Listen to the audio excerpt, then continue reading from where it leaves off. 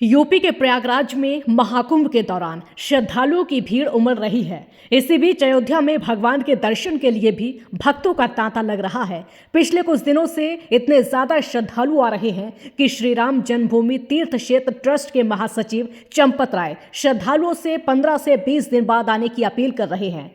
चंपत राय ने एक चिट्ठी जारी करके कहा कि प्रयागराज में मौनी अमावस्या के दिन मुख्य स्नान 29 जनवरी को होगा। अनुमान है कि इस शुभ दिन प्रयागराज में लगभग 10 करोड़ श्रद्धालु पवित्र डुबकी लगाएंगे। प्रयागराज से अयोध्या तक बड़ी संख्या में श्रद्धालु ट्रेन और सड़क मार्ग से भी यात्रा कर रहे हैं। राम जन्मभूमि तीर्थ क्षेत्र ट्रस्ट के महासचिव ने आगे कहा कि पिछले 3 दिनों में अयोध्या आने वाले श्रद्धालुओं की संख्या में अप्रत्याशित बढ़ोतरी हो रही है। अयोध्या धाम की आबादी और आकार को देखते हुए एक ही दिन में इतनी बड़ी संख्या में श्रद्धालुओं को प्रभु श्री रामलला के दर्शन कराना मुश्किल हो जा रहा है। लोगों को असुविधा हो रही है। नतीजन किसी भी अप्रिय घटना से बचने के लिए व्यवस्थाओं में आवश्यक समायोजन किया जा रहा है। श्रद्धालुओं को लंबी दूरी तक पैदल चलने की भी जरूरत पड़ रही है। चंपत राय ने कहा कि हम आसपास के इलाकों के श्रद्धालुओं से निवेदन करते हैं कि वो अयोध्या आने के लिए 15-20 दिन बाद की योजना बनाएं, ताकि दूर दराज से आने वाले लोगों को भी दर्शन करने में आसानी हो। इससे सभी को आसानी से दर्शन हो सकेंगे। वसंत पंचमी के बाद काफी राहत मिलेगी और फरवरी में मौसम सुहाना होगा। बेहतर होगा कि आसपास के इलाकों के श्रद्धालु उस समय अपनी यात्रा की योजना बनाएं। हम आपसे अनुरोध करते हैं कि कृपया इस अपील पर विचार करिए। 15 करोड़ लोग अब तक आस्था की डुबकी लगा चुके हैं।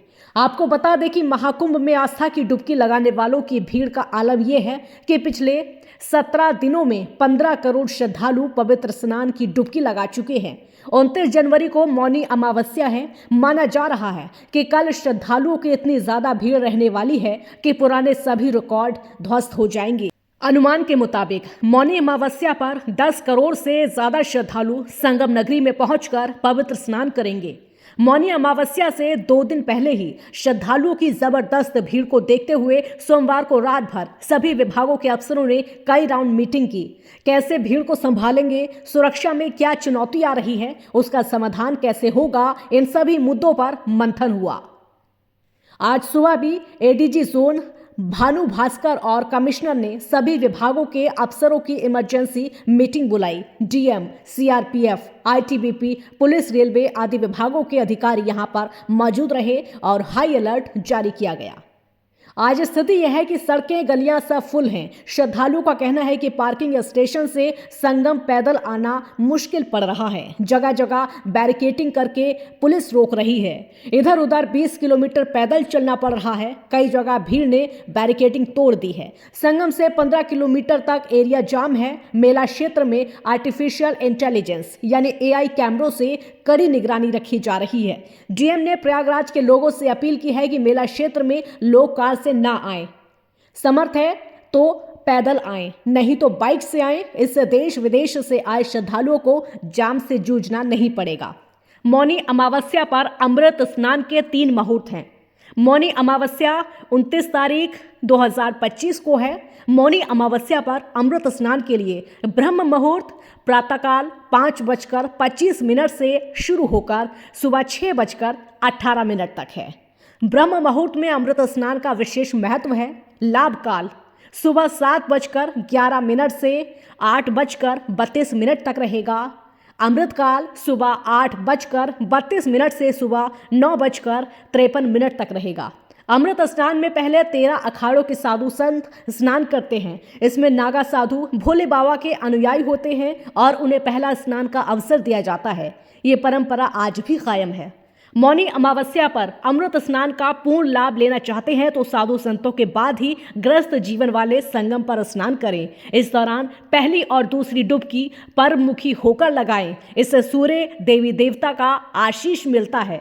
नदी में तीसरी आस्था की डुबकी उत्तर दिशा में मुख करके लगाएं। इससे शिव सप्त ऋषियों गुरुओं का आशीर्वाद प्राप्त होता है। चौथी डुबकी पश्चिम दिशा में मुख करके लगाएं। इससे किन्नर, यक्ष, गरु और समस्त 33 कोटि देवी देवताओं की पूजा होती है।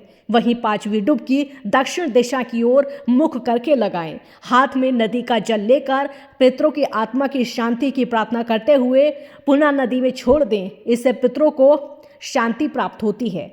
अब आपको बताते हैं कि क्यों कहा जाता है शाही स्नान को अमृत स्नान। स्वामी अवधेशानंद गिरी महाराज के अनुसार जब वृष राशि में बृहस्पति और मकर राशि में सूर्य और चंद्र का आगमन होता है तो ये संयोग 12 वर्षों बाद बनता है। इस दौरान गंगा, जमुना और सरस्वती का जल अमृत के समान हो जाता है। महाकुंभ के दौरान इसमें स्नान करने से व्यक्ति को अमृत जैसा फल प्राप्त होता है, मोक्ष की प्राप्ति होती है, इसलिए इसे अमृत स्नान कहा जाता है। चलिए अब आपको महाकुंभ 2025 अमृत स्नान की तारीखें बताते हैं। मौनी अमावस्या के बाद अमृत या शाही स्नान 3 फरवरी वसंत पंचमी, 12 फरवरी माघ पूर्णिमा और 26 फरवरी महाशिवरात्रि पर होगा।